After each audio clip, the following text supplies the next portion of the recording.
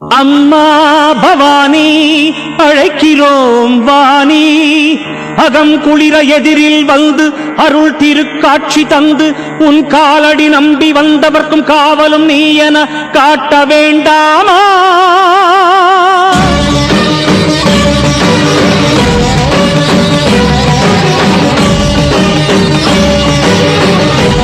இந்த மனோன்மணி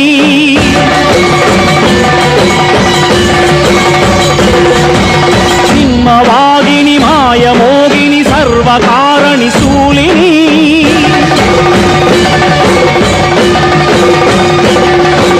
துக்கம் தீர்த்திடும் தர்மம் காத்திடும் துர்க்கை நீ என எழுந்து வா.